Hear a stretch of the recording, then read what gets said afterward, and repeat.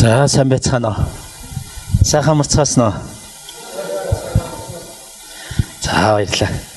Хамтдаа бүгдээрээ Ром номны 14-р бүлэг рүү очицгаая. Ром 14-р бүлэг.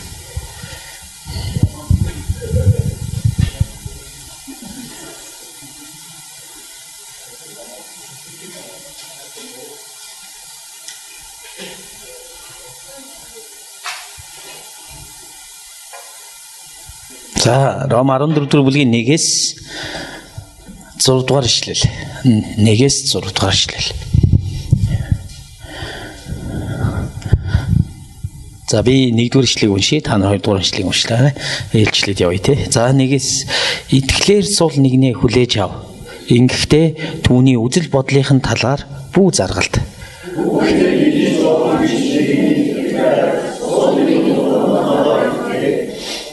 Иддэг нь иддэггүйгээ бүү басамжлаг.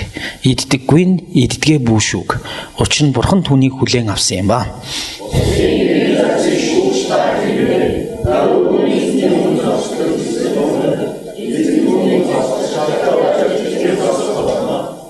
Зарим нь нэг өдрийг нөгөөгөөс нь онцгойлон үздэг байхад зарим нь өдөр бүрийг адилхан гэж үздэг. Хүн бүр өөрийн бодолдоо бат итгэлтэй байг.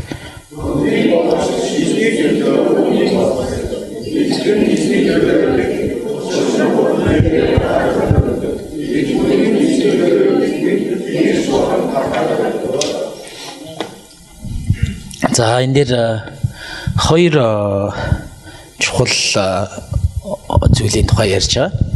Нэг нь хоол идэх тухай тий. Нөгөөх нь болохоор өдрийг тэмдэглэх тухай тий. Хоёр ийм чухал зүйлийн тухай ярьж байна. Тэгээд эндээс харах юм бол зүгээр уншаа тий. Ингээ уншаад өнгөрөх юм бол бид нарт юу бодох вэ гэхээр Паул маань илүү их постмодерн философч байсан юм уу тий. Нэг зарим хүмүүс нийтхийг зөвшөөрөд, зарим хүмүүс идэхийг зөвшөөрөд чи идэхгүй байсан ч болно, чи идсэн ч болно гэдэг ч юм уу тий. Тэгээ аль аль нь бие бинийгаа хүлээн зөвшөөр. Тэгэл болоо чи идэхгүй байсан ч болно, идэхгүй байсан ч идсэн ч болно. Тэр постмодерн голдуу итгэлийн үнэмшлийн тал руу ороод ирэхээр тий. Чи муслим шишинтэй байсан ч болно. Тэрийгээ шүт би одоо бодын шишинтэй байсан ч болно. Тэрийгээ шүт хоёлаа бие бинийгээ зөвшөөрөд тэгээд амьдрий гэсэн утгатай. Ерөнхийдөө бол тийм утгатай зүйл Паул зааж байгаа мó гэсэн асуулт орж иж магадгүй те. Ерөнхийдөө чи иддэг бол эзний төлөө иддэг, иддэггүй бол эзний төлөө иддэггүй гэсэн категорчлоос нь харах юм бол харин энэ хоёр хүн хоёлаа Паулийн нүдэнд ямар хүмүүс байх юм гэхээр хоёлаа итгэгч хүмүүс байна те. Хоёлаа итгэгч хүмүүс. Тэр Паул энэ идэх, уух, тэгээд өдрийг тэмдэглэх энэ хоёр чухал зүйлсийг яагаад Паул дурдах болов энэ дээр Ром номны энэ хэсэг дээр те. Урдлынх нь хэсгүүдээс нь харах юм бол те маш ерөнхий Ром номны 13, 12 дугаар бүлгүүд дээр Паул ерөнхий зааварчилгаанууд ёс зүйн, ёс суртахууны зааварчилгаанууд өгж явж хагаад 14 дугаар ишлэлээс хэдийгээр би 1-р ишлэлээс 6 дугаар ишлэлийг уншсан ч гэсэн ер нь бол цаашлах юм бол 7-оос цаашгаа яваад 15 дугаар ишлэлийг хүртэл яг энэ сэдв цаашгаа үргэлжилсээр явж байгаа ер нь бол. Энэ 14-ийн 1-ээс 12 дугаар ишлэл хүртэлх сэдвийг ерөнхийдөө юу гэж хэлдэг гэхээр сул нэгнээ хүлээж ав. Харин 13-аас цаашгаа болохоор хүчтэй хүмүүс, хүчтэй нэгэн гэсэн ийм хоёр зүйлийг, хоёр бүлэг хүний тухай Паул ярьж байгаа. Тэр нэг хэсэг нь болохоор иддэг, нөгөө хэсэг нь болохоор иддэггүй. Нэг хэсэг нь болохоор нэг өдрийг онцгойлж үздэг байхад нөгөө хэсэг нь болохоор бүх өдрийг адилхан гэж үздэг.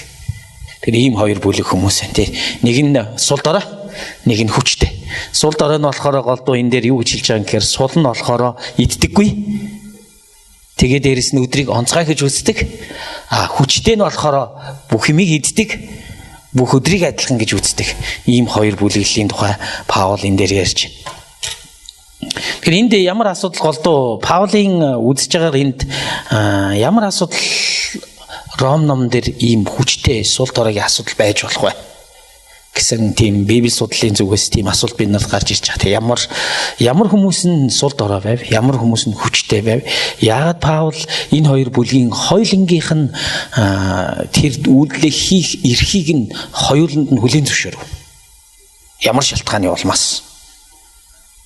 Тэр энэ хэсэгт онцлог хэлж байгаа энэ хооллох уламжлал болон онцгой өдрүүд нь шинэ гэрээний загтлууд дээр дурддагцаар байгаа нэг хоёр бүлэглэлийн онцлогийг зааж байгаа үйлдэл байна. Тэгэхээр хэн ер нь бол хооллох тусгай уламжлалтай тэгээд дээрэс нь онцгой өдрүүдийг тэмдэглэдэг вэ? Шинэ гэрээний хар бол ямар хүмүүс тэмдэглэдэг вэ? Юудэчүүдтэй еврей хүмүүс. Тэгэхээр тухайн хэсэг дээр тухайн Паулын үед еврей диаспора Ромд амьдарч исэн еврей хүмүүс болон тэр хавийн нутгаар амьдарч исэн еврей хүмүүсийн голдуу онцлог нь бусад үндэстнүүдээс ялгаруулж исэн онцлог нь юу байсан бэ гэхээр нарийн дэгтэй хоол, мацаг барих ёс, хооллох ёс, тийм нарийн дэгүүдтэй байсан баг. Тэр нарийн дэг ёс нь хөгжсөөр фарисеучуудын хувьд бол маш чухал. Тухайн үеийн фарисеучуудын хувьд чухал болоо зогсохгүй. Ромын диаспора итгэгчдийн дунд ч гэсэн маш чухал болж хувирсан. Тэгэхээр энэний нэг онцлог жишээнүүдийг бид нар энэ юудын уламжлалтай юудын шашинтай хүмүүсийн дундаас харах юм бол бидний хамгийн сайн мэддэг хүн нь бол Даниэл байгаа шүү дээ. Даниэлийг юуны төлөө Даниэл ном магтдаг вүлээ? Эхний 1-р ишлэл дээр. Еврейд бузар шашинтай хүмүүсийн дунд амьдарч явахдаа тэрээр юуг хийсэн? Идээгүй шүү дээ. Тэгээ мацаг барьсан зөв хоолоо идсэн. Өөрөөр хэлбэл яг одоо энэ Паулийн энэ хэсгээр дурдж байгаа ургамал ногоо иддэг хүн байсан шүү дээ Даниэл. Тэгэхээр нөгөө еврейн уламжлалт цаашаа хөгжөхдөө тэр чигээрээ нөгөө диаспора юудэчүүдийн дунд яасан бэ гэхээр Даниэлтай адилхан нөхцөл байдал тэд амьдарч исэн иргэн дойрны харах юм бол дандаа үндэстнүүд өөр шашинтай янз бүрийн мэдэж боддог. Тэгэхээр тэр дунд өөрийнхөө биеийг бузарлахгүй бурхны хүндэтгэж амьдрнаа гэсэн тэр итгэл үнэмшил юудэчүүдийн дунд байсан. Тэр нь дараа нь 2 дахь сүмийн юудэчүүдийн номнуудыг харах юм бол Юдит, Тобит гэдэг номнууд донд ч гэсэн энэ асуудлыг маш их чухалчилдаг. Хоол ундны мацаг барих, бусдаас тусгаар байх. Тэр энэ хоол ундны асуудал нь зүгээр л нэг хоол идэж уух асуудал ерөөсөй байгаагүй. Яг зүгээр л хоол идэж уух асуудал байгаагүй ингээд тэгэхээр энэ хоолны ёс жаягийг дагаж амьдарч исэн хүмүүс нь өөрсдийгөө ингэж амьдрснараа гэрээний ард түмэн гэдгийг харуулж исэн байна. Шинэ гэрээний одоогийн биднийхээр бол итгэгч гэдгийг харуулж ирсэн. Идж байгаа ууж байгаагаар. Идж ууж амьдарч байгаа хэлбрээрээ итгэгч гэдгийг харуулж ирсэн баг. Хоёрдугаарх нь бидний сайн мэдж байгаа дараагийнх нь өдрүүдийн тухай асуудал. Өдрүүдийн тухай асуудал. Тэгэхээр Паулийн өдрүүдийн тухай асуудлыг ерөнхийдөө юу гэж дүгнсэн гэхээр зарим нь нэг өдрийг нөгөөгөөс нь онцгойлон үздэг байхад зарим нь өдөр бүрийг адилхан гэж үздэг. Хүн бүр өөрийн бодолтой бат итгэлтэй байх гэж.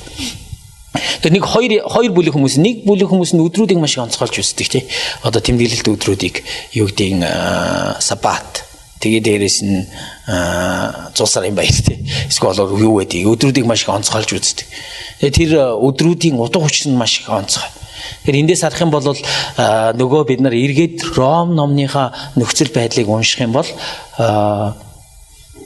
юун дундаа хариу үндэстэн дундаа дахиад нэг өөрсдийг нь онцлог болгож харуулж байгаа нөгөө диаспора юудэчүүдийг өөрсдийг нь онцлог болгож харуулж байгаа хэлбэр юу вэ? Тэд нар 6 өдөр ажиллаад 5 өдөр ажиллаад 6 дахь өдөр амард. 6 дахь өдөр амраад тэр өдрийг ариун гэж хүндэтгээд тэгээд бурхан эзнийг хүндэлдэг. Нөгөө еврей юудын шашинтай хүмүүс.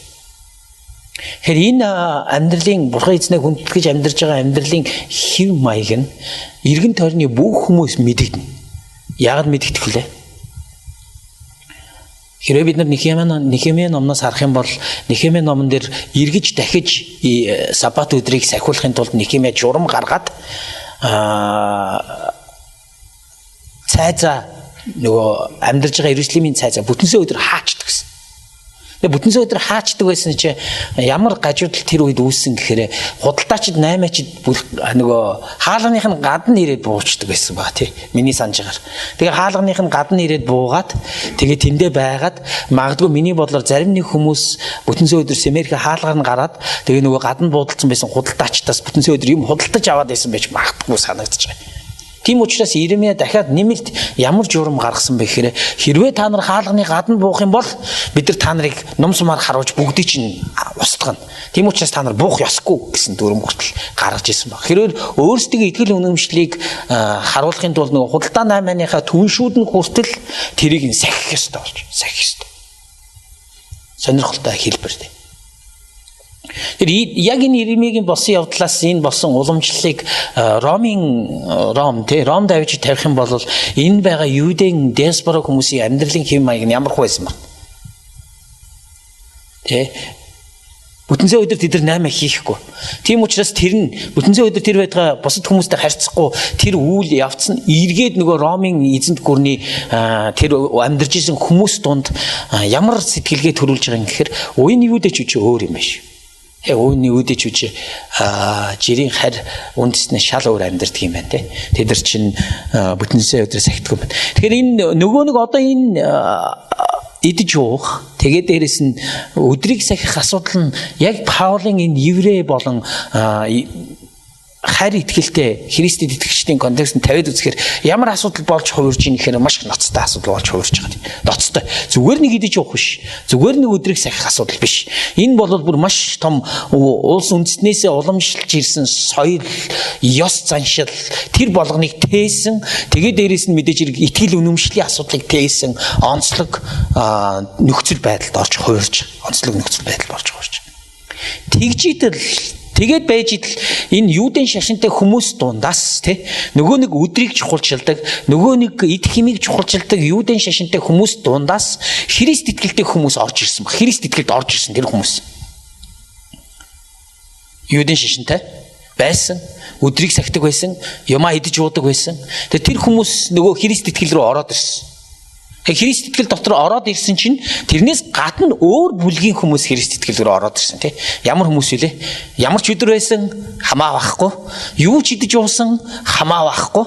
Тэгэхээр тэр бүлэглэлийнхэн бас чуулган руу ороод ирсэн баг. Тэр чуулган дотор одоо ямар хоёр бүлэглэлийн хүмүүс үүссэн гэхээр нэг нь өдрүүдийг сахидаг, нэг нь тий идэж уух юмаа маш их чухалчилж ялгадаг. А нөгөө хэсэг нь болохоор бүгдийг иддэг, бүгдийг уудаг тий. Ямар ч өдөр чухал биш энэ бүлэг хүмүүс ороод ирсэн.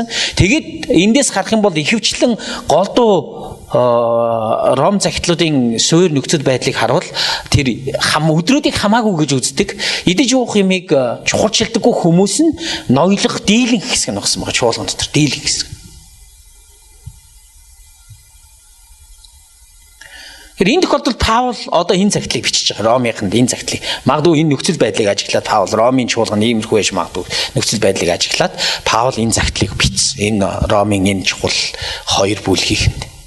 Тэр аль нэгийг нь Паул миний бодлоор хэрвээ Паул өөрийнхөө сайн мэдээний итгэл үнэмшлийг те сахидаг те теологийн чухал гаргалгаагаа сахидаг нөгөө Галат номонд илч хүчтэйгээр те өөр надаас өөр сайн мэдээ ярьсан хүн байгаа бол тэнгэр илч байсан харагдаг гэдэг Паул энэ хэсэг дээр ямар Паул болж хувирсан бэ гэхээр нөгөө хурц Паул юу болсон энэ хэсэг дээр өөрсдөө уулзрал гэж хэлсэн үү?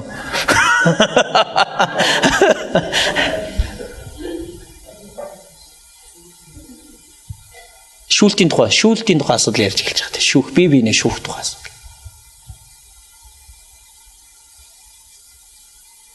Тэр энэ хам сэдв өөрөө маш их ноцтой хол олон ойлголтуудыг авчирж байгаа учраас энэ дээрс Паулын амьдралдаа зорж явсан нэг асуудлыг бид нар энэ дээр авчирж тавих хэрэгтэй. Паул амьдралдаа юуг зорж явсан бэ гэхээр Паул ямар юуны илч вэ? Сайн мэдээний илч мөн. Гэхдээ сайн мэдээний юунд зориулагдсан илч юм Паул? Харь үндэстнүүдэд зориулагдсан илч тий.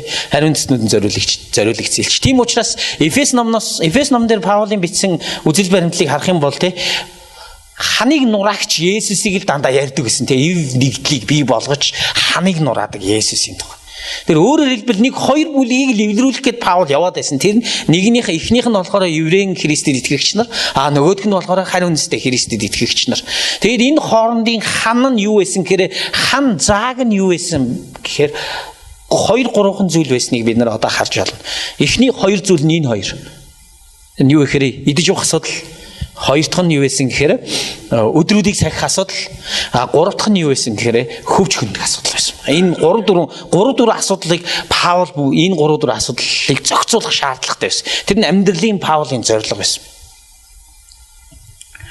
Тэгээд энэ дээр Паул энэ хоёр хүн нөхцөл байдлыг хоёулангийг нь хүлээн зөвшөөрж байгаа. Хэдийгээр харах юм бол Паул өөрөө болохоор айгүй сонирхолтой еврейн Христ итгэлтэй хүн мөртлөөсөө Паулын өөрийнх нь амьдралын хэм маяг буюу Паулын багийнхны одоо энэ тохиолдолд бол одоо хэм байлаа Паулын баг нь нөгөө хос байгаа шүү дээ тий Паулыг дэмждэг хос Акула Прискила Паул гурав энэ тохиолдолд өөрсдөө нөгөө харь үндэстнүүдийн баг болж байгаа.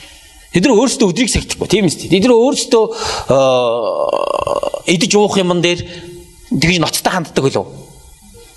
Тэр тохиолдолд Паул өөр Петрийг зэмлэжсэн тохиолдол байгаа дээ идэж уух асуудал дээр. Тэгэхээр энэ тохиолдолд Паул болохоор өөрөө болохоор сул дорой нэгний талд биш энэ 13-аас цаашаа харах юм бол хүчтэй талд өөрөө орж байгаа.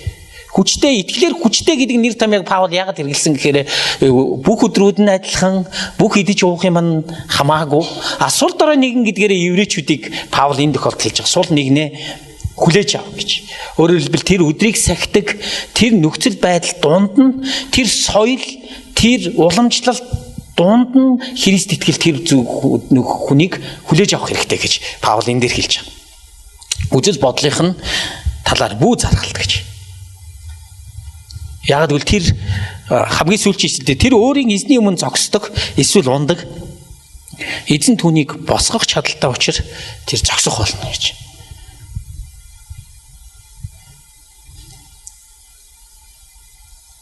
Тэр эргээд дахиад нэг энэ юуны асуудал руу бүгдээрээ оръё. Энэ итгэл үнэмшлээс соёл уламжлалаасаа үлдсэн асуудлууд тий тухайн Христ итгэлтэй хүний амьдралд хэр зэрэг нөлөө үзүүлдэг вэ гэдэг асуудал биднийг өнөөгийн Монгол контекстэнд параллел ирж буuna. Ер нь бол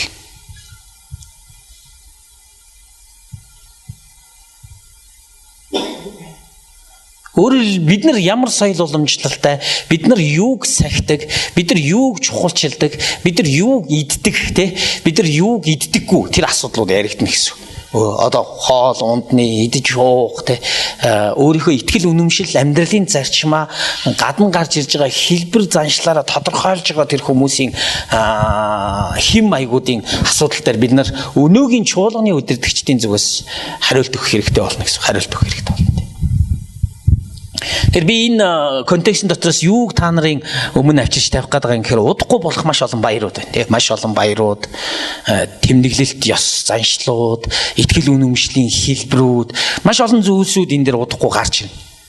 Бид нар өнөөгийн Монголын нийгмийн нөхцөлд бид нар нийгэм соёлын нэг тийм сонин онцлог үед амьдарч байгаа тийм шилжилтийн сонин онцлог үед.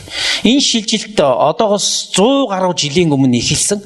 Тэгэхээр 100 жил гэдэг бол хүний амьдралын нөхцөл байдлыг харах юм бол айгүй урт хугацаа юм шиг боловч соёл заншил тийм нийгмийн улс төрийн амьдралын нөхцөл байдлыг харах юм бол асар богино хугацаа. Энэ богино хугацаанд дотор манай нийгэм 2-3 удаа шинжлэгдээд тэгээд тэр шинжлэлийн нөхцөл байдал донд те хүний хоол унд идэж уух баяр ёслолоо тэмдэглэх арга барил нь 2-3 удаа шинжлэгдэж явчих. 2-3 удаа шинжлэгдэ. Тэгэхээр одоо бид нар нэг ийм сонин нөхцөл байдал донд ажиллаж байгаа те эхнийх нь хамгийн эхний бидний эргэж байгаа баяр маань бидний итгэл үнэмшилтэй нэлийн холбоотой холбоогүй шүүж магадгүй тий. Нилийн холбоотой баяр тэр нь болохоор Мэндисний баяр тий. 12 сарын 25-нд тэмдэглэдэг баяр. Тэрний дараа 1 сарын 1-нд тэмдэглэдэг бас нэг баяр. Тэрний дараа одоо 1 сар болоод бүр 2 сар өнгөрөө тэмдэглэх гээд байгаа цагаан сарын баяр баг. Гэхдээ яг бодоод үзэхээр гуруула нэг баяр юм шиг. Утга учрын хувьд тий гуруула нэг баяр.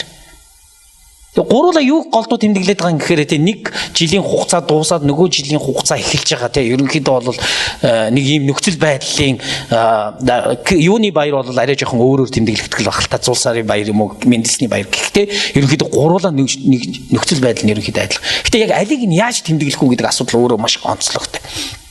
Баяр ёслол холбоотой энэ асуудал. Тэгээд дээрэс нь энэ нь тэмдэглэж байгаа үйл явцад нь эдийн засгийн маш их өөр нөлөө авчирч байгаа тий. зарим тохиолдолд танаа чуулганы өвөө эмээгийн чинь тий жилийнхээ бүхэл бүтэн жилийнхаа тэтгэврийг урдаас зээлж аваад тэмдэглэдэг баяр багш зарим нь. Тэр жилийн бүхэл бүтэн жилийн явцад нь тэр баяр нөлөө үзүүлж байна. Харж байна тий. Бүхэл бүтэн жил амьдрах нөхцөл байдлад нь тэр баяр нөлөө үзүүлж байна. Нөгөө тал нь болохоор энэ 2 3 баяр дамжихаар тий 3 энэ баярыг дамжихаар та нарын халаас ерөнхийдөө бол хоосрох бах тий. Ер нь яаж тэмдэглэх юу хийх нөхцөл эдийн засгийн утгаараа маш их нөлөө үзүүлж штэ энэ. Тэр яаж тэмдэглэх ёстой вэ гэсэн асуудлыг хамгийн нэгдүгээрт нь бүгдүүлээ Христэд итгэгчдийн утгаас нь асууя. Христэд итгэгч нар яаж тэмдэглэх ёстой энэ баярыг гэж.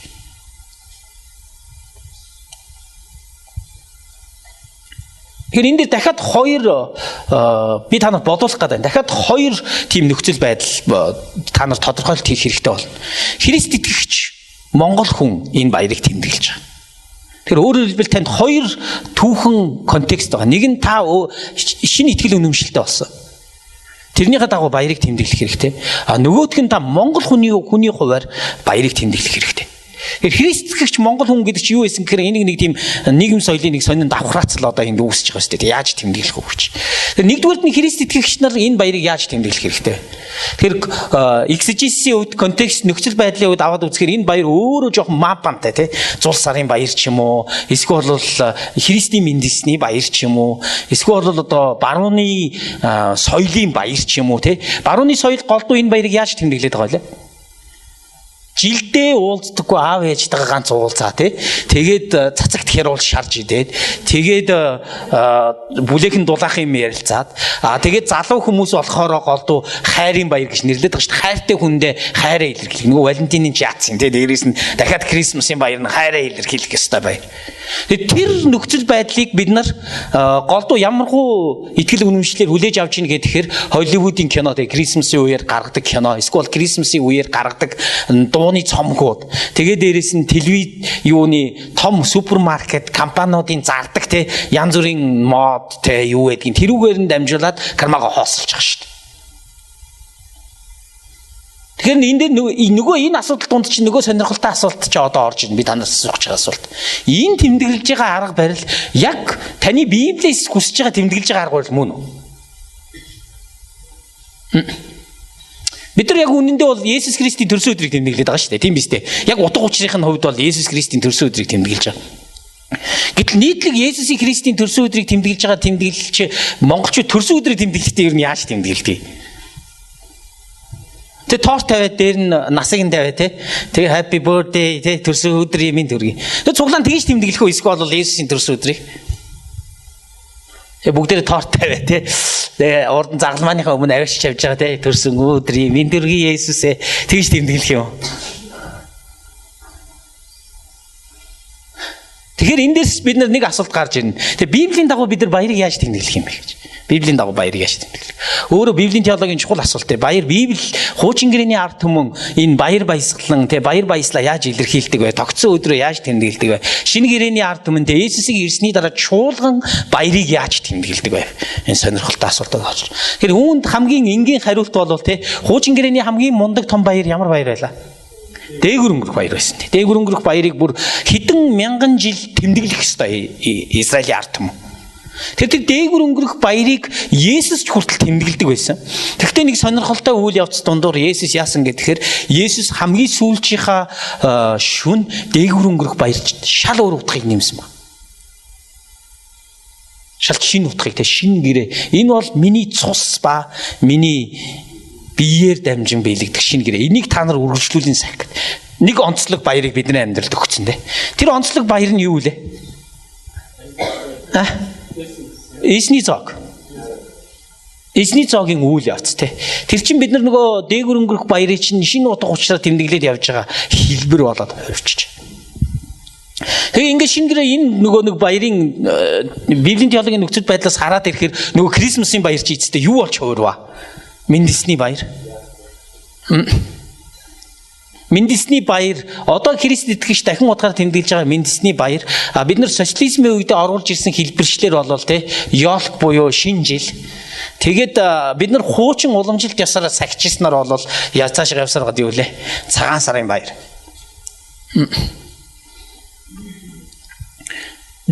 Тэгэхээр энэ бүх асуултын эцэст би танаас юу гэж хэлээд байна вэ? Христчийн удирдагч нар өөрийнхөө чуулгандаа энэ нөхцөл байдлыг яаж ойлгох вэ гэдэг асуултгаа яаж?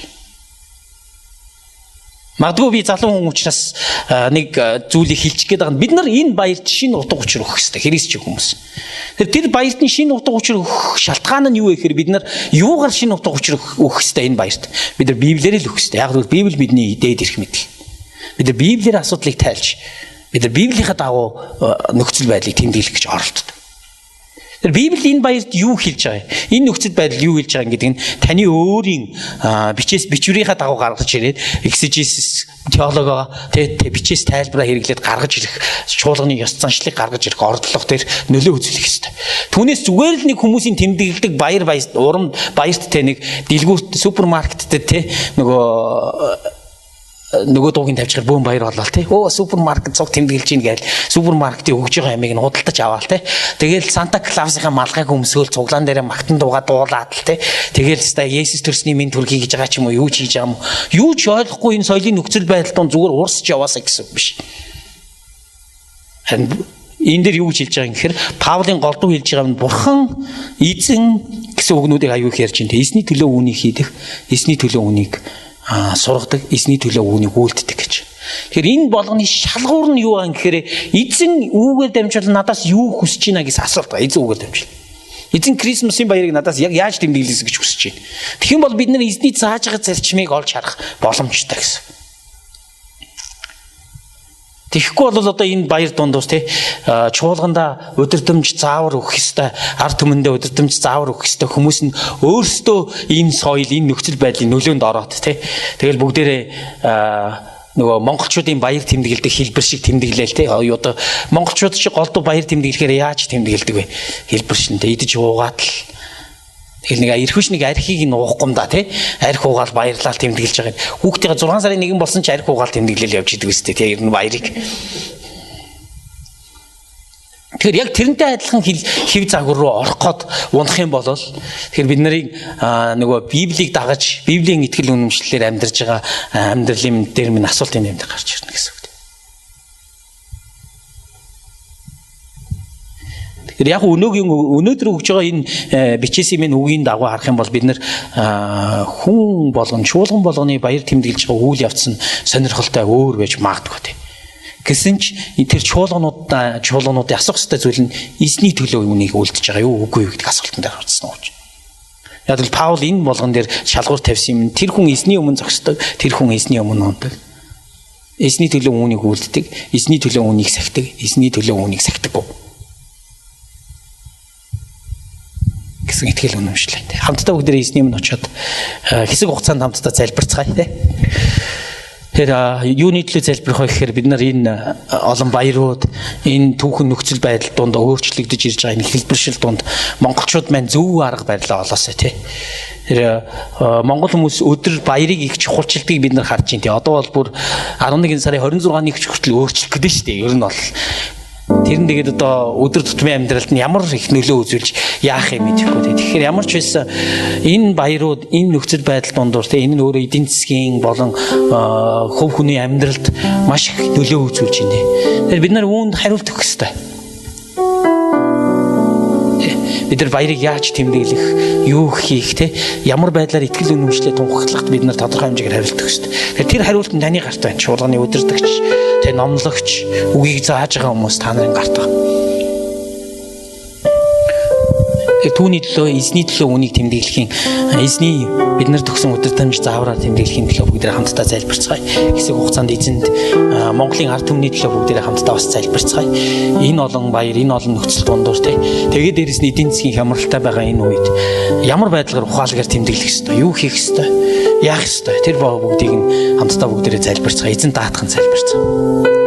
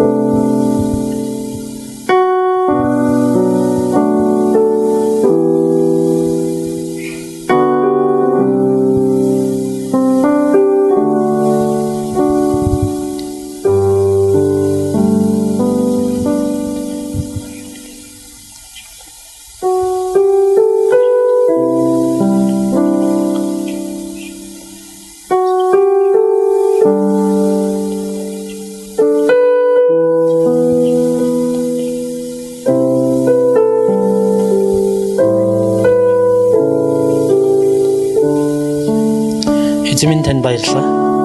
Эзэн бид эргэн тойрныхоо хүмүүсийн төлөө, гэр бүлийнхээ, шуулганыхаа хүмүүсийн төлөө бас Монголын ард түмний төлөө залбирч байна. Эзэн минь. Энэ олон баяр нөхцөл байдал донд төөлдсөн энэ нөхцөл байдал донд эзэн минь та гарах арга замыг заагаач. Та энэ баяруудыг яаж хэрхэн зүй зохистой бас дээрэс нь өөрсдийнхөө өгөгдсөн боломжоор тэмдэглэх тэр арга замуудыг та заагаач. Та чуулганы удирдагч нарт ч гэсэн мөн талаар бодож ард түмэндээ тохирсон хэлбэрийг ойлгуулахад та туслаач. Эзэн минь бас биднийг баярлаж, таны дотор баярлахад туслаач.